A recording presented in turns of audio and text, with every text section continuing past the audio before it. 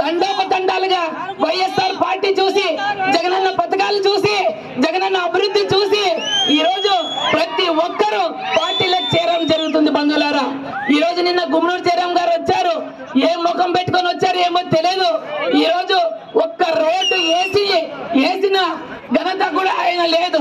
మరి ఎలా ఓటు అడిగాడో ఏమో టీడీపీకి నాకైతే అర్థం కాలేదు. ఈ రోజు మా వైఎస్ఆర్ కార్యకర్తలు తల ఎత్తుకొని ఓటు అడుగుతారు ప్రతి గ్రామంలో. ఎందుకు? వైఎస్ఆర్ జగనన్న చేసిన పథకాలైతేనేమి, హామీలైతేనేమి, ఈ ఆంధ్ర రాష్ట్ర అభివృద్ధికి, ఆంధ్ర రాష్ట్ర భద్రతకు, ఆంధ్ర రాష్ట్ర రక్షణకు, మన చిన్న పిల్లలను చూసి, అభివృద్ధిని చూసి ఓటు వేయండి.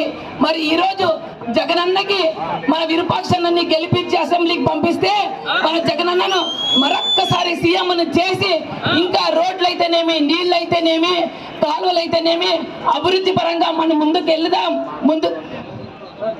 ఈ రోజు మాటమడికి రోజు ఏ రోడ్డు చూసినా ఆయన డెవలప్మెంట్ చేయలేదు. మరి ఎట్లా అడిగినాడో ఏమో తెలియదు. మీరు అదేమో సూపర్ 6 అంట టీడీపీ వాళ్ళు. సూపర్ 6 అవసరం లేదు మనకి సూపర్ డూపర్ నవరత్నాలు ఉన్నాయి మనకి.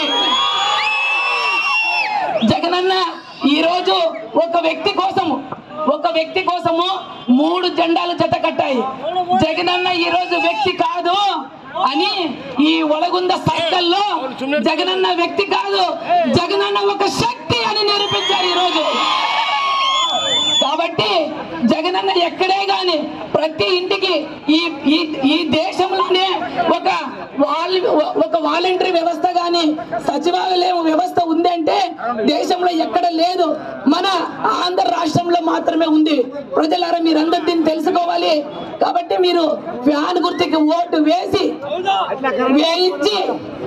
ప్రతి ఒక్కరు వేరే వలస పోయి ఉంటారు వేరే ఊర్లకి, వాళ్ళని కూడా పిలిపించి ఓటు వేయించాలని ఈ సందర్భంగా అక్క చెల్లెమ్మని అందరికీ కూడా ఇక్కడ వింటే కూడా అక్క చెల్లెమ్మలందరికీ నేను 2014 వచ్చినప్పుడు కూడా